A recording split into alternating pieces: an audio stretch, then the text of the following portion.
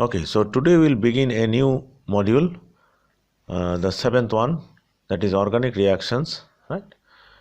Now in this module we'll discuss of various types of organic reactions as you can see it here, right? And we'll also discuss a synthesis of a commonly used drug molecule. But particularly in today's lecture we'll discuss substitution reactions, and more specifically we'll discuss nucleophilic substitution reactions. Okay, so let us start. So before discussing substitution reactions in detail, let us write down a general substitution reaction which can be found in any textbook of organic chemistry, right? So you will find something written like this.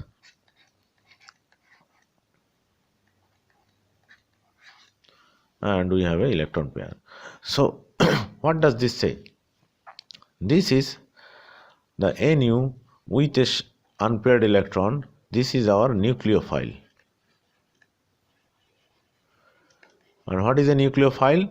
Nucleophile is a species which it can be neutral or negatively charged, but it should have at least a pair of electron, unshared pair of electron, right?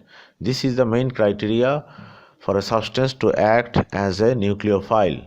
So any substance which has an unshared pair of electron, be it charged, negatively charged or neutral, can potentially act as a nucleophile, right?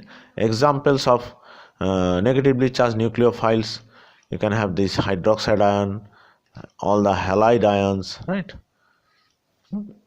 On the neutral nucleophiles, you can have water as a neutral electrophile because it has two unshared pair of electrons on the oxygen atom, and ammonia, right? It is again a neutral nucleophile which has an unshared pair of electron on the nitrogen atom. This substance here is called substrate, right? This is our substrate. So the nucleophile acts on this substrate to produce the product. Okay. Now for anything to act as a substrate, it should have something called the leaving group, the LG, right? So any substance, if it acts as a substrate in a substitution reaction, it must have a leaving group, otherwise it cannot act as a substrate in a substitution reaction. Okay, now this leaving group, see, it has left the substrate with what? A unshared pair of electron and with a negative charge. Why? Because this unshared paired electron was used to bond with the carbon in the substrate, right? So this bond of the leaving group and the carbon breaks, and by this breaking, the whole pair, both the electrons is going to the leaving group, right? That means there is a heterolytic cleavage of this carbon leaving group bond in substitution reaction, so that both the electrons leaves with the leaving group and the carbon is left with nothing there from the bond. As such, there is a positive charge developed on this carbon, which is then neutralized by the unshared pair electron of the nucleophile, right? This is the main sequences of substitution reactions. Okay, now this leaving group, there can be good leaving groups and bad leaving groups. Now what are good leaving groups? Good leaving groups are groups that can leave the substituents as relatively relatively stable and weakly basic molecules, right? Good examples of leaving groups are the halide ions, right? The halide ions. Why? See, these halide ions are weakly basic because they are conjugate acids, these HX, are very strong. They are strong acids, right? Strong acids. As such, they are weakly basic. Okay, so halide ions are can be considered as good living groups. Now the main question arises, right? The main question is, when do the living group and carbon bond breaks, right? When does it breaks this bond? Does this break before the nucleophile attacks and it forms a carbocation and then the nucleophile attacks the carbocation? Is this the sequence, or it breaks simultaneously, right? Before it the nucleophilic forms bond with the substrate carbon atom and the living group departs. Are they occurring at the same time, or the living group departs first and the nucleophile attacks then? So this is the question remains to be answered, and we will see how we can answer this. Now for this, let us take a real example of, say, this methyl chloride, right? When it acts with the hydroxide ion, right, it forms methyl alcohol, and our living group here is the chloride ion. So we can clearly see here, so this is our living group, this is our nucleophile,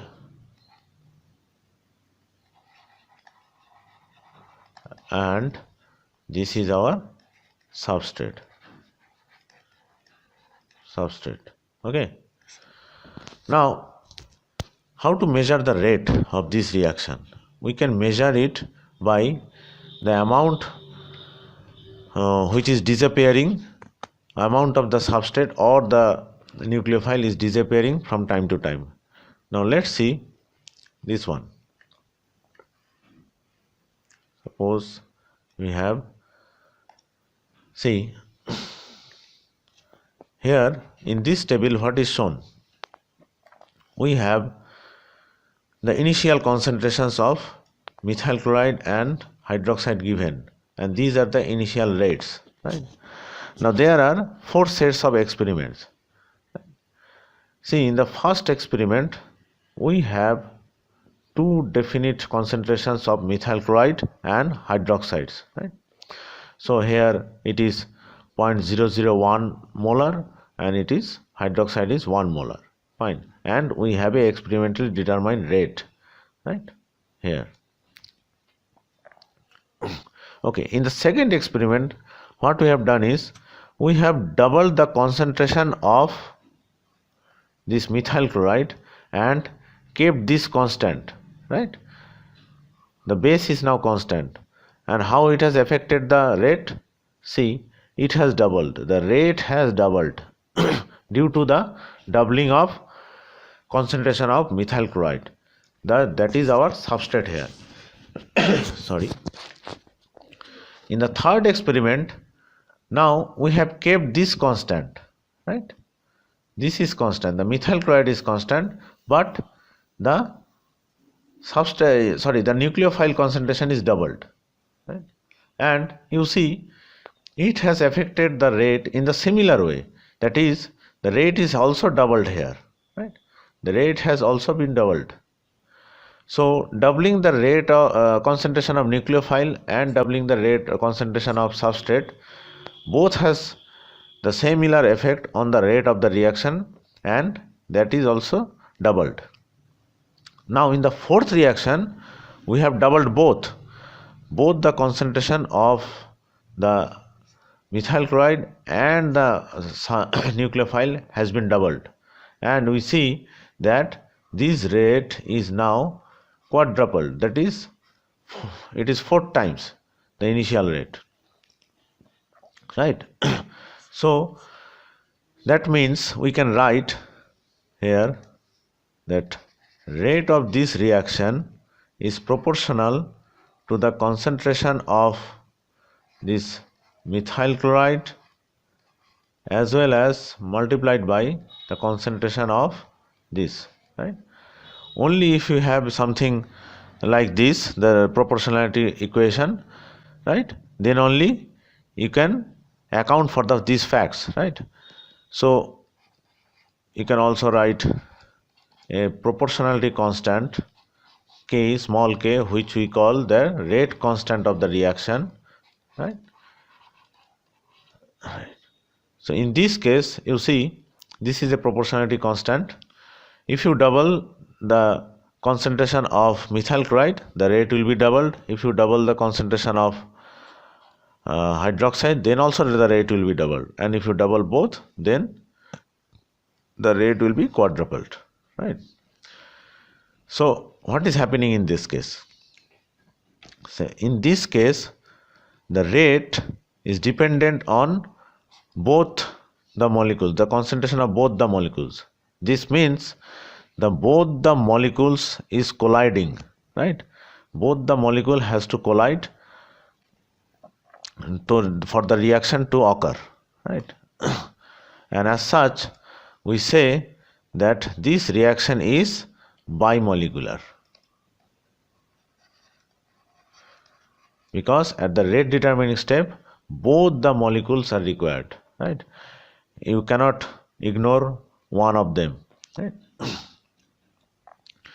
So this kind of substitution reactions, we say that is substitution nucleophilic bimolecular.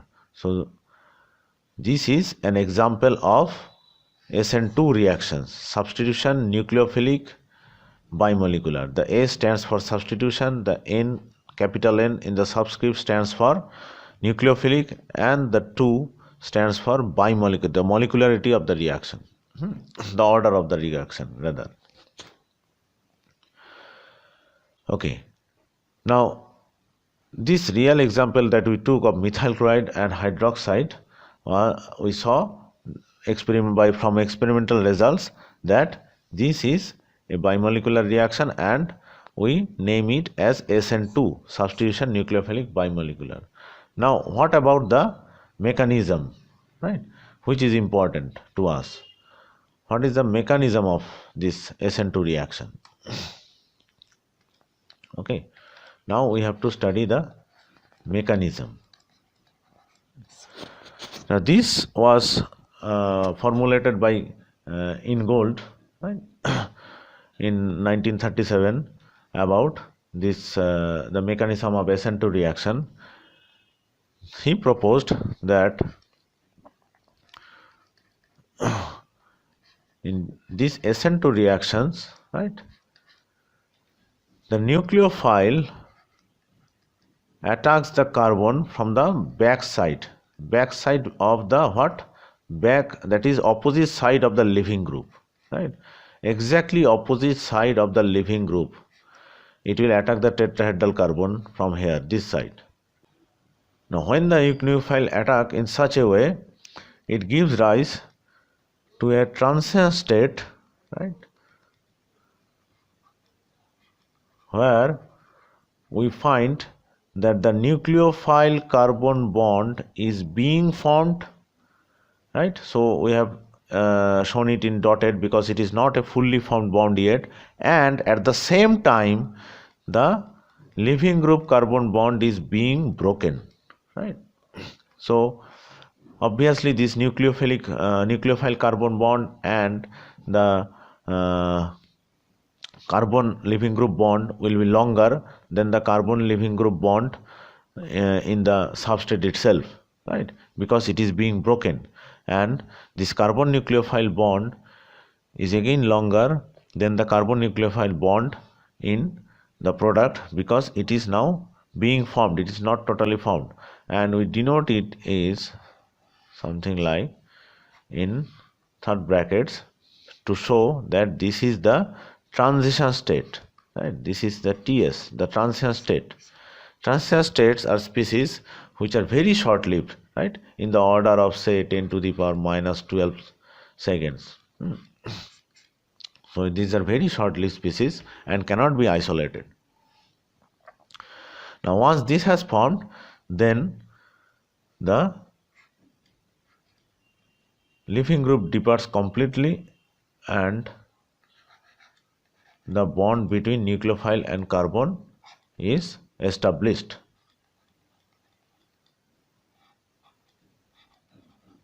Right. So we have this thing. Okay. So this mechanism accounts for the fact of the kinetic measurements. That's why we can say that this SN2 reaction occurs when the nucleophile attacks the substrate from the back side, that is exactly opposite side of the leaving group. And this kind of mechanism is called concerted mechanism, concerted step. Concerted mechanism.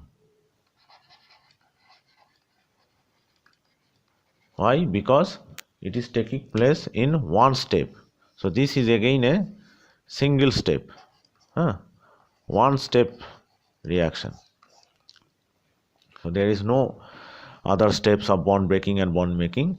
The bond making and the bond breaking takes place in the same time. Now we have to look into something called free energy diagram, right?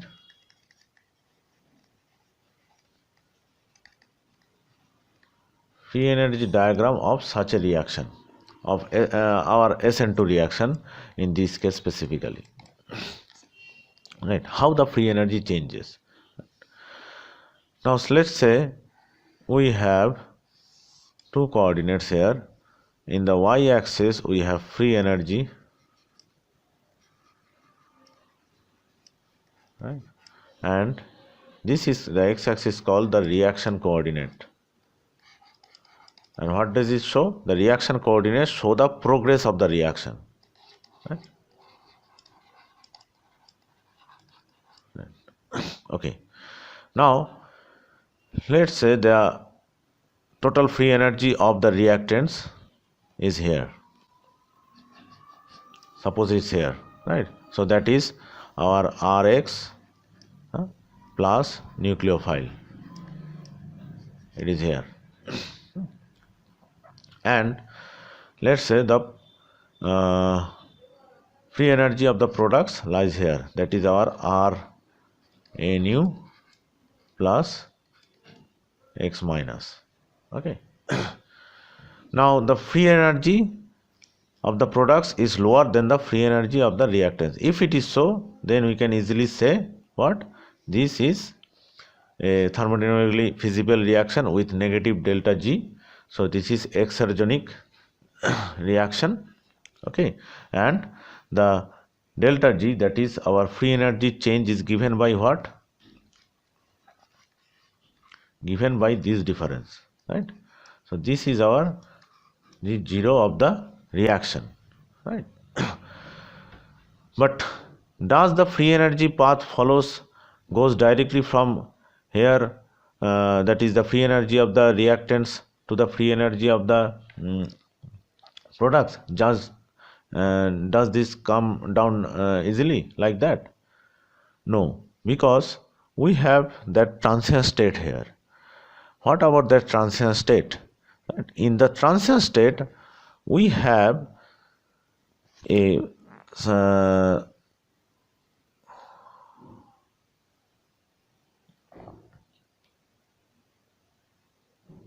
in the transient state we have a bond breaking process, right? Though there is a bond making process also, which liberates energy, and it actually supplies the energy required for the bond breaking of the C and X. We have this bond breaking. Now for bond breaking, always the energy is higher, right?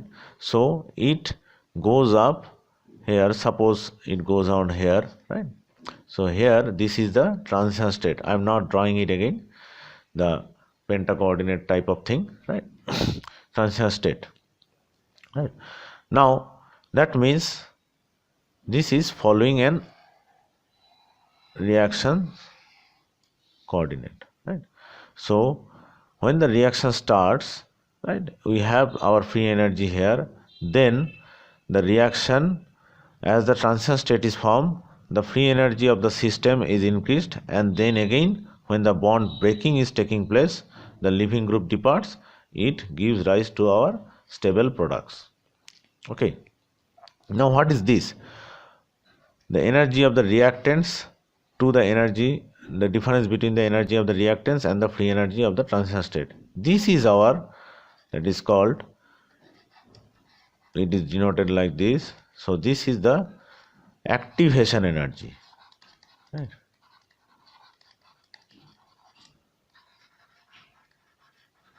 This is the activation energy of the reaction, right?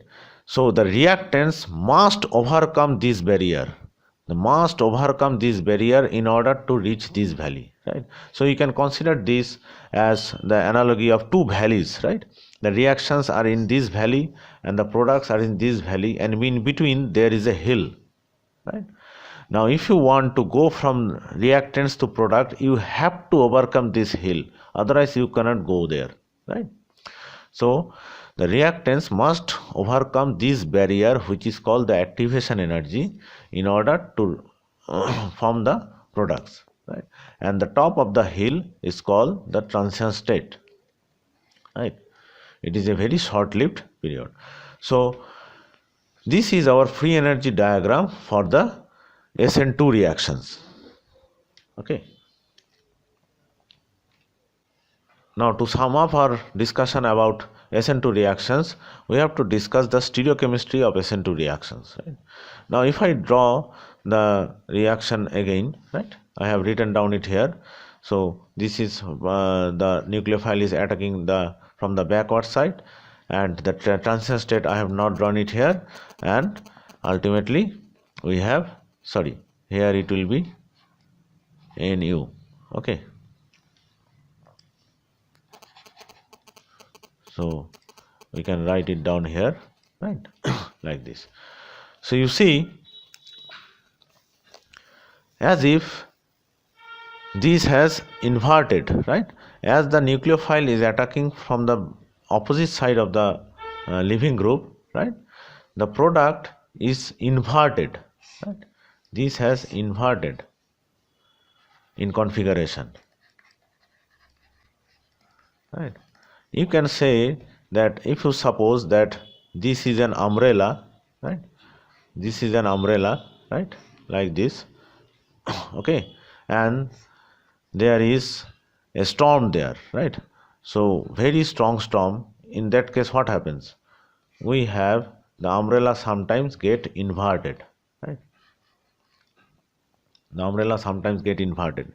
So this situation can be supposed like that. So this configuration is exactly the opposite of that of the product. Now with methyl substituents, methyl chloride that we took, it will not be evident, right, because all are hydrogens.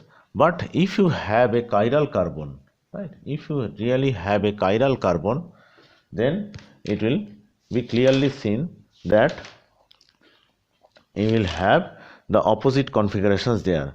Suppose let us take the example of 2-bromo-octane, right?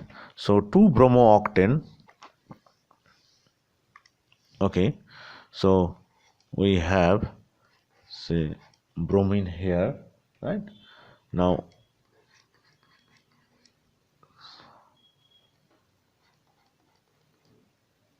okay, so is hydrogen, let's put it hydrogen, and the bond that is towards us, we have, okay, so this is our 2-bromo-octane, 2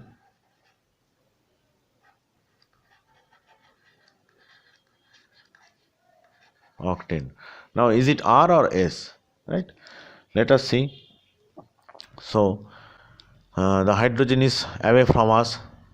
So just if you have the sequence right, so this is our 1, this is 2, this is 3, right? So from 1 to 3 via 2 we have a sequence of clockwise. So this is R. Okay. Now if this reacts with OH minus, which will attack here, so give rise to a product of carbon, methyl, hydrogen, and then we have this our C6 is 13. Now if we do the sequencing, right, this is again 1, this is 2, and this is 3, right? And again this time also the hydrogen is away from us. Now if you count the sequence, it is working anti-clockwise, so it is S. Okay, and of course now it is 2 all, right? So it is 2 octanol,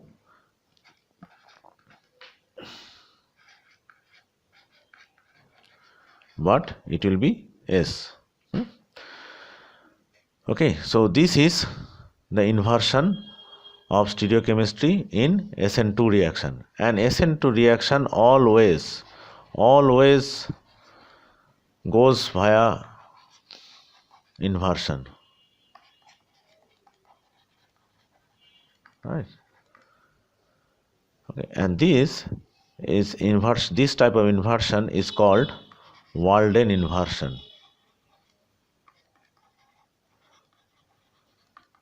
In the memory of the chemist Walden, who first showed this kind of inversion to occur. Let us take another example, right? In this case we take tertiary butyl chloride, right? In the last example we took methyl chloride, here we take tertiary butyl chloride. That is, now we have 3 large groups, right?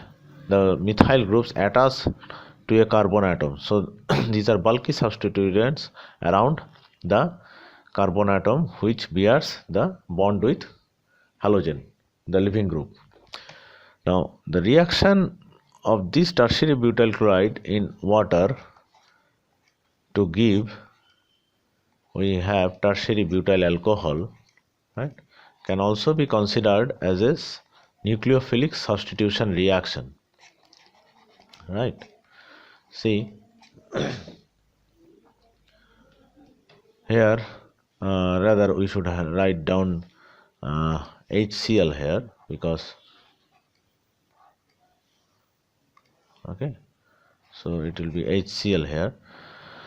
See here, the chlorine is the leaving group, this is the leaving group, right? This is our neutral nucleophile here, right? Neutral nucleophile, and this is the product. Okay, now does this kind of substrate also follow the same mechanism as SN2? See here we have 3 bulky groups here, right? So the situation is different from that we encountered in case of methyl, right? Here they have 3 methyl groups here itself, right? So the nucleophile cannot attack from the backside, right? Here it cannot attack from the backside of this leaving group, because there is hindrance to its entrance. That's why it does not follow that part. Rather, as this bulky substituents help to form stable carbocation, this follows a carbocation mechanism.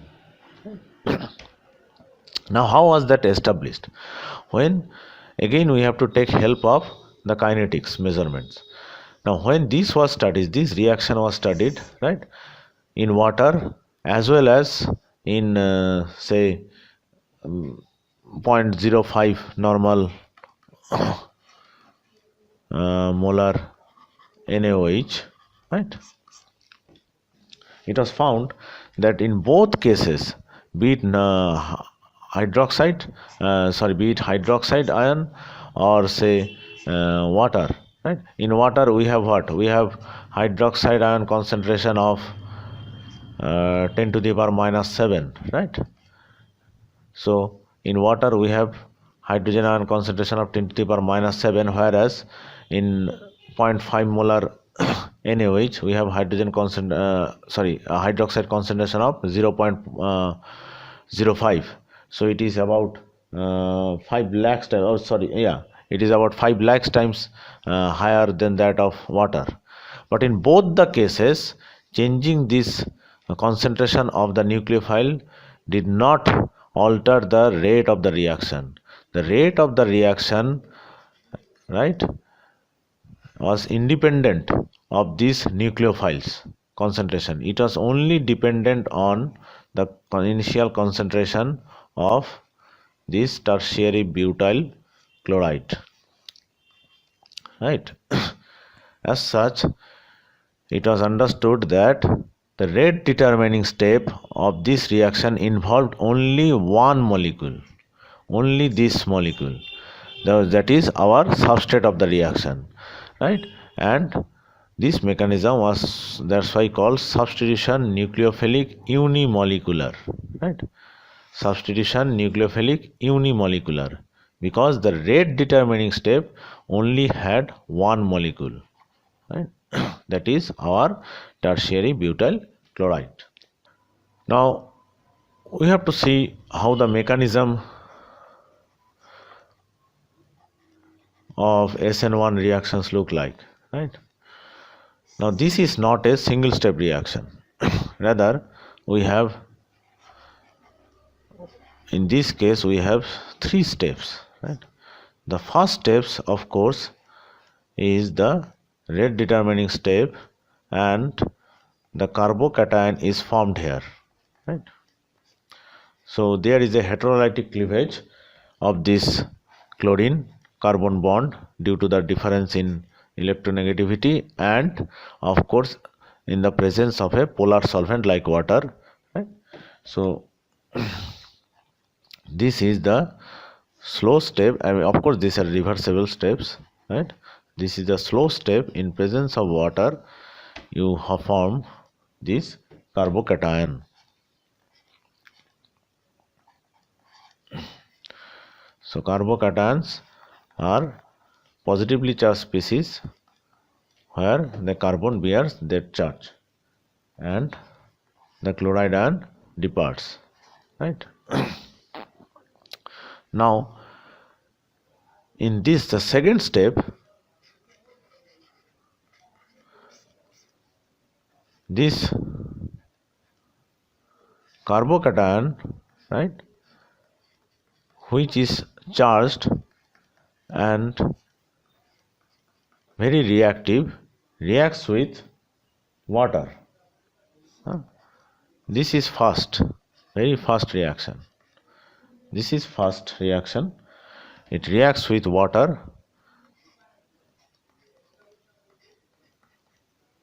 See, now this water acts as nucleophile and attacks the carbocation to give a something like protonated tertiary butyl alcohol, right? We still do not have the product here, our desired product. We have protonated tertiary butyl alcohol. Okay, and in the third step, this protonated butyl alcohol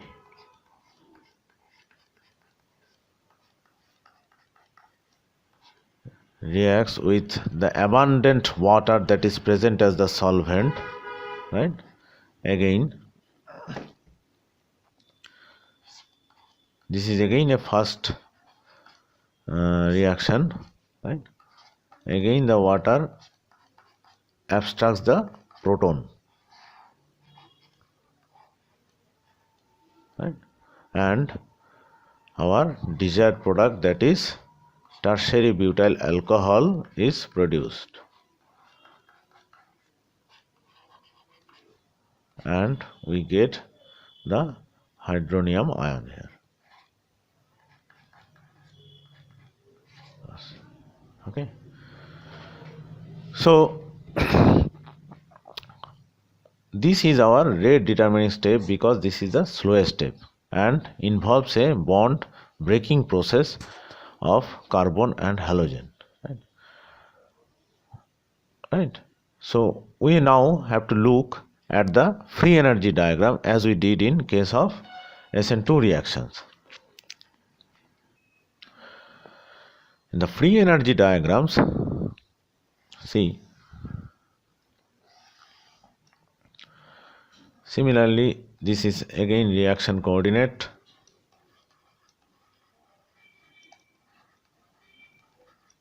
and in the y-axis we have free energy.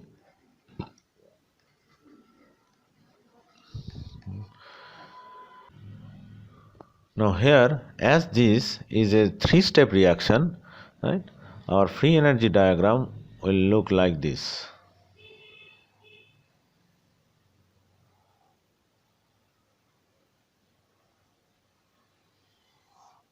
Right. So we have three transition states here now, right? TS1, TS2 and TS3. Okay, and two intermediate steps here. Right.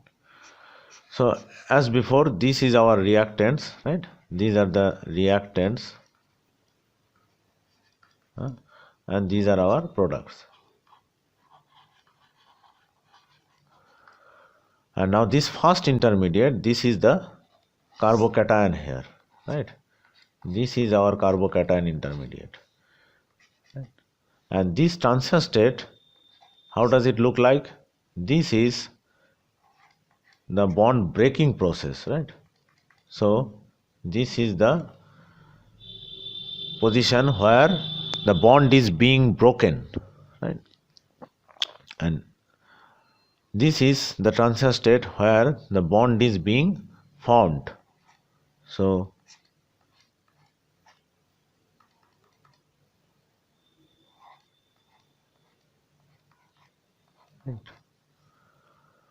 and this intermediate is our product in the second step. So the protonated alcohol, right? And this transition state is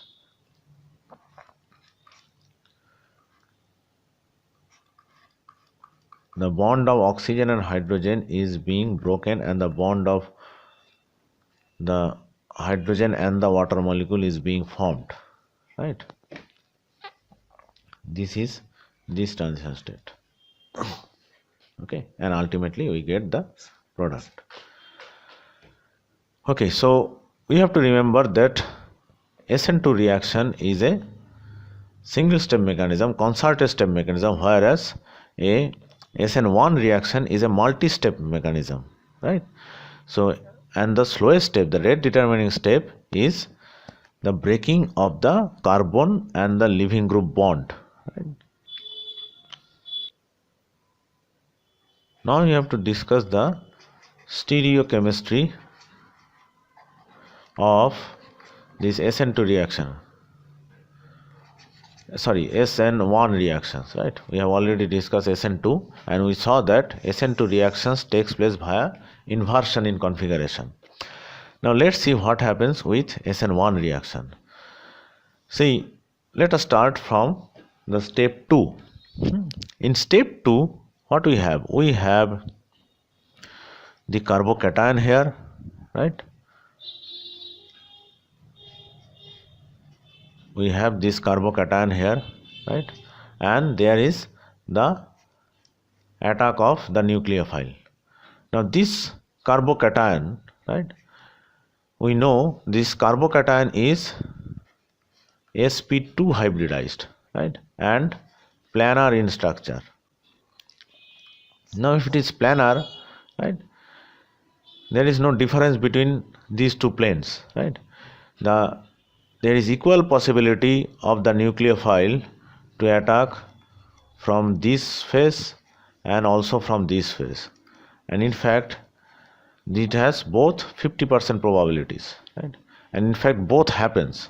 Now as the nucleophile can attack from both sides, right, this leads to what is called 50% of both the isomers where it is possible and gives rise to racemization.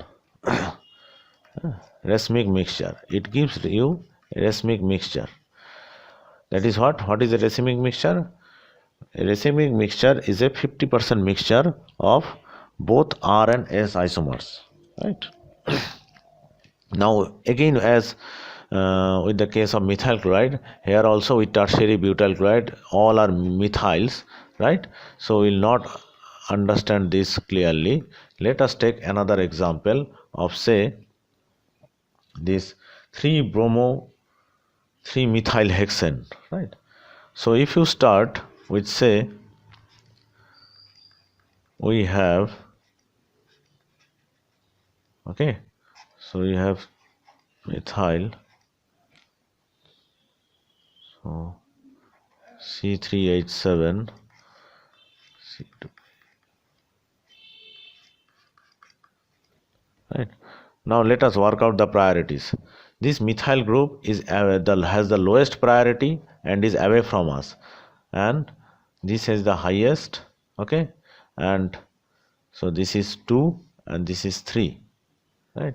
So from 1 to 3 we have, so this is S, right?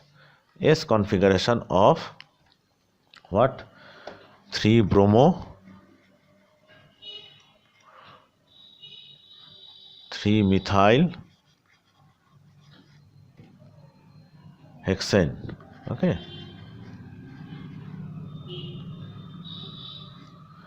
Now if this is subjected to SN1 reaction, it will give rise to what? It will give rise to 3-methyl 3-hexanol, right?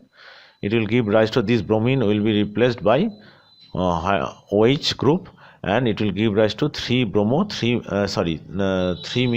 3-hexanol, right? Now this will give you a carbocation that will look like,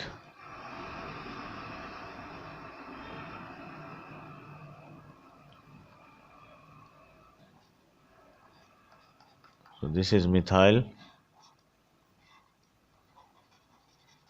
this is towards us, so it is C2H5, and this is on the plane C3H7, right? Now if this is the carbocation and you can find both the products, there is water can attack from both sides, right? Following this SN2 mechanism, we'll get two types of product. One is C3H7, so one will be same configuration as our starting material, right? So this will be same as this one, this will be S, and the other will be with this one will have, for this side attack, for this from attack from this side, right, we will have the R version of this one, right?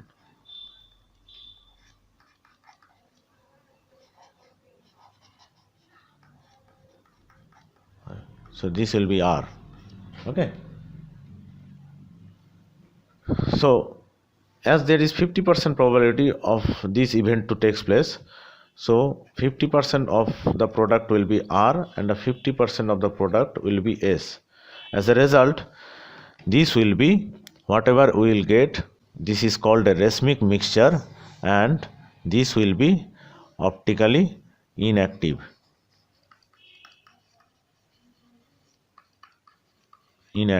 Right?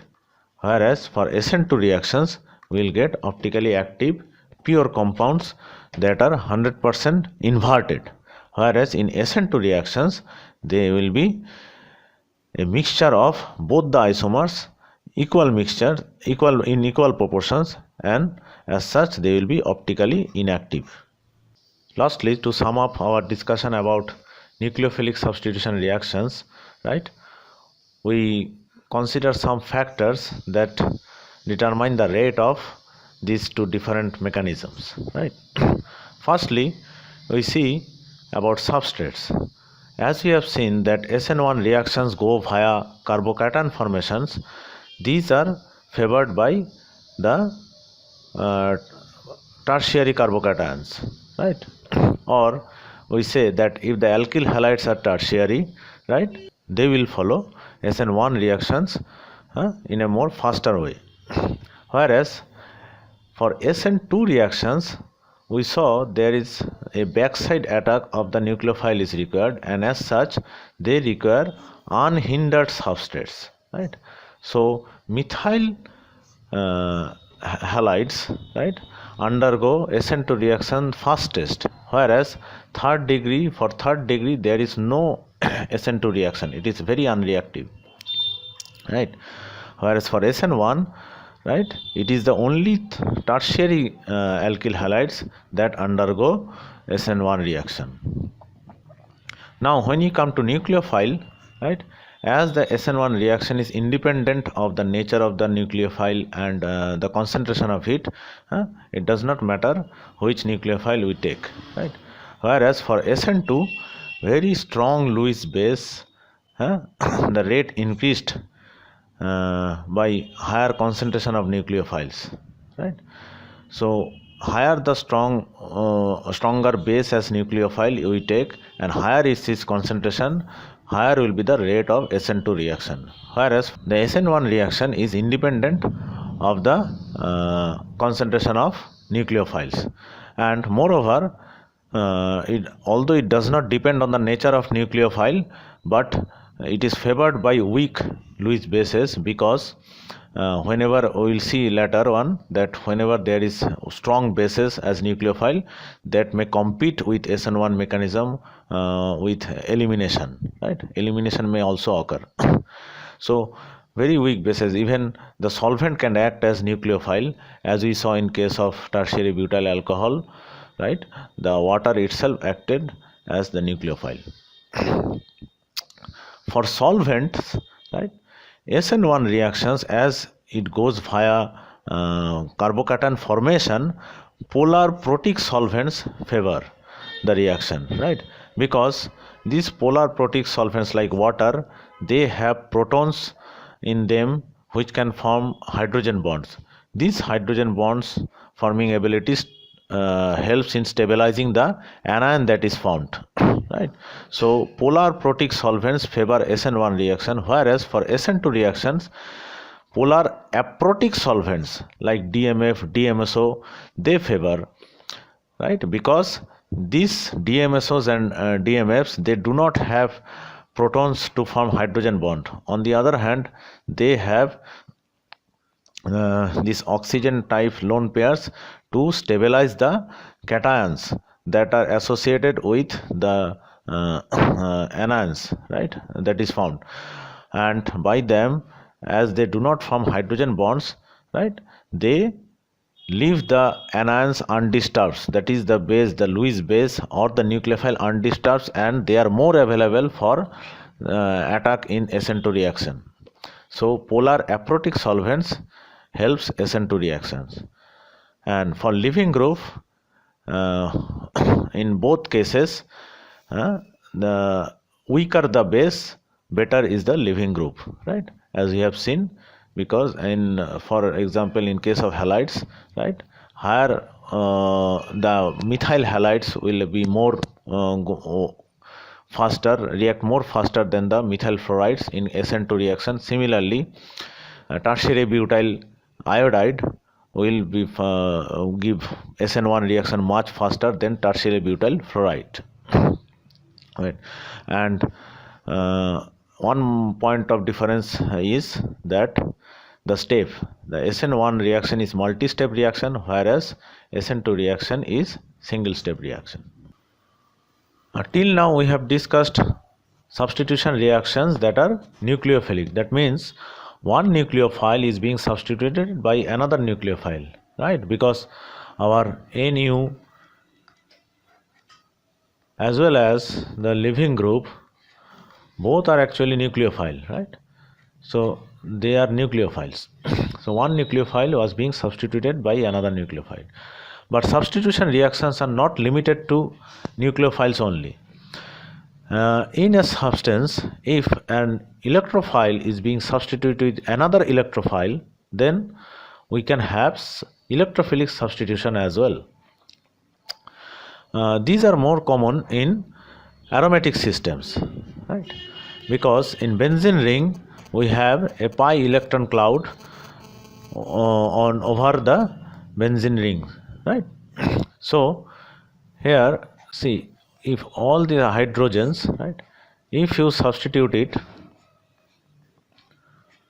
with this one, say NO2, this is a substitution where H plus is being substituted with the nitronium ion Na2 minus, Na2 plus, right? So here H plus is being substituted by plus nitronium ion. This kind of substitution are called electrophilic substitution. As this happens in aromatic systems, so they are called aromatic electrophilic substitutions, right?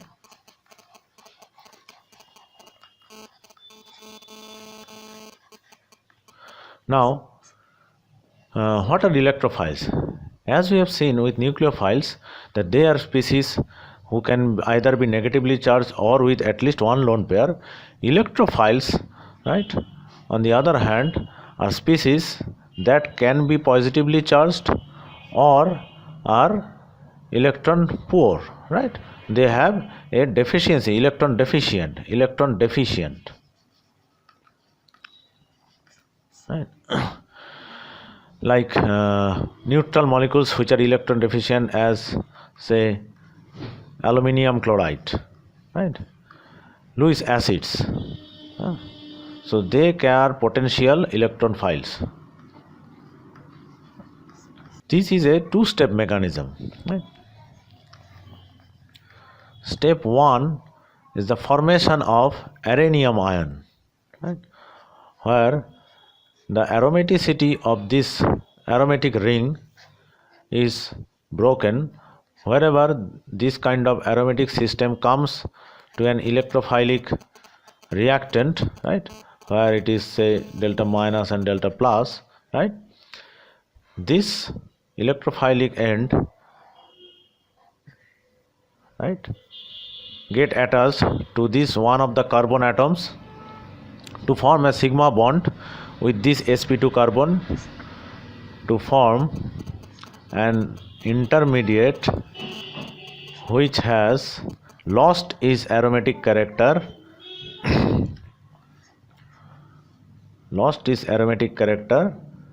Why?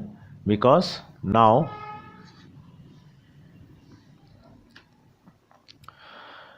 this is sp3 hybridized, right? All the other 5 carbon atoms are sp2.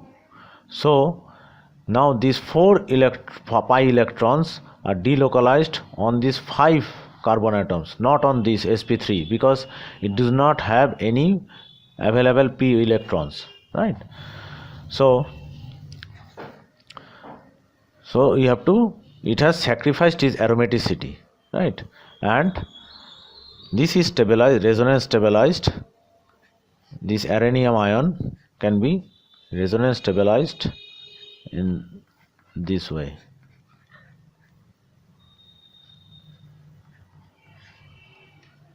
Right.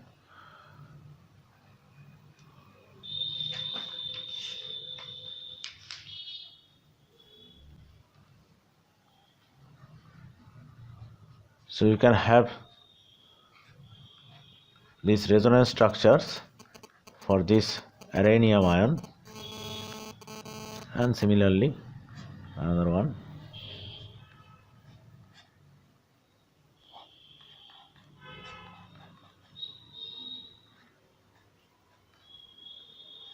Okay.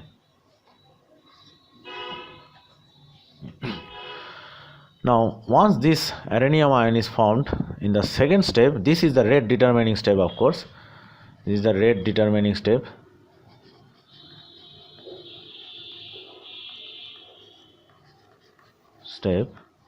And then in step 2, this aromaticity of this aranium ion is restored by abstraction of this proton by the available anion or base, whatever there is, right? Now these two bond pairs again goes back to the pi system and forms the aromatic product. Okay.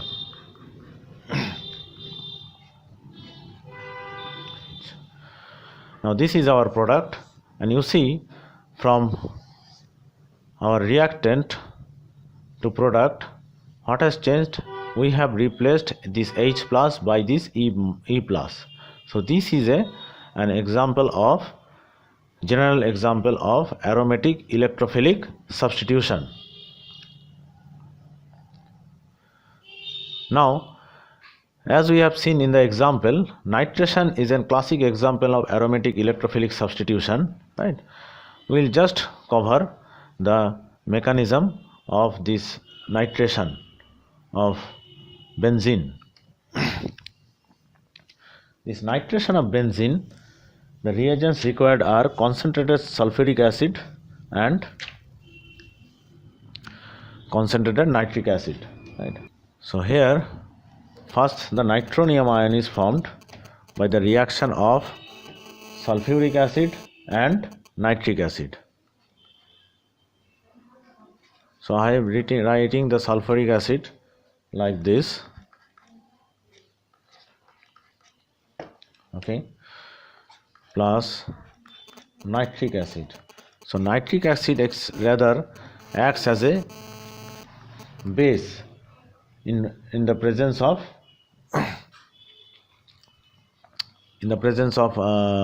sulfuric acid. Okay.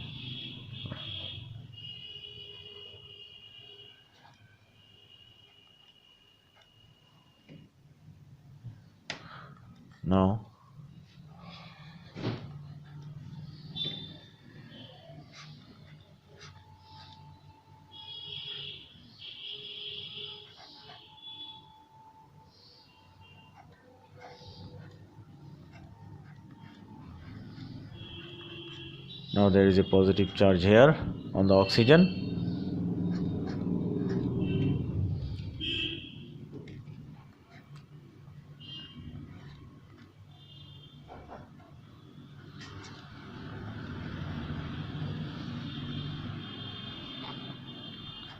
Plus the bisulfate ion, right? So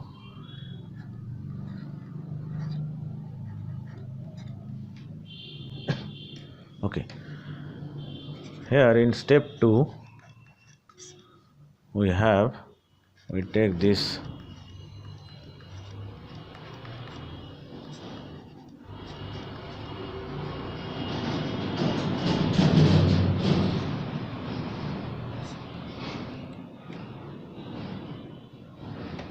so water is released and we have,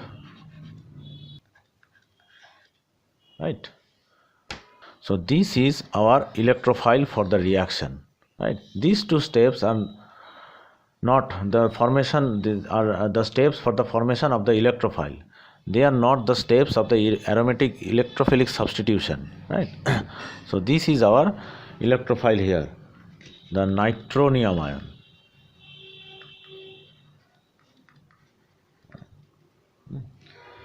And then we follow the similar steps as we have seen before.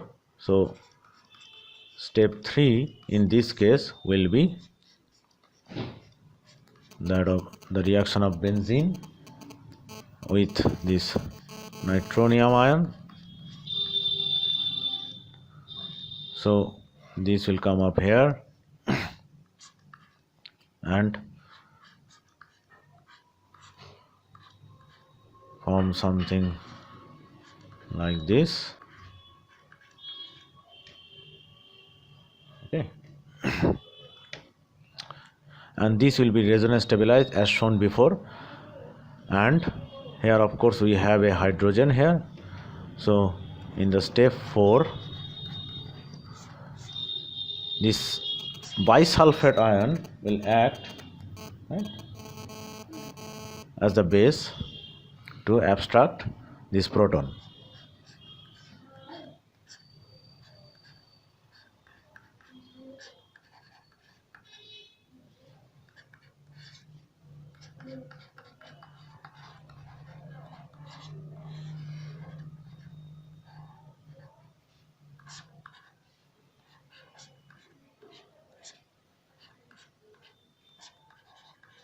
Right. So we saw that our H plus is being replaced with NO2 plus. So this is the mechanism of nitration of benzene, which is an example of aromatic electrophilic substitution.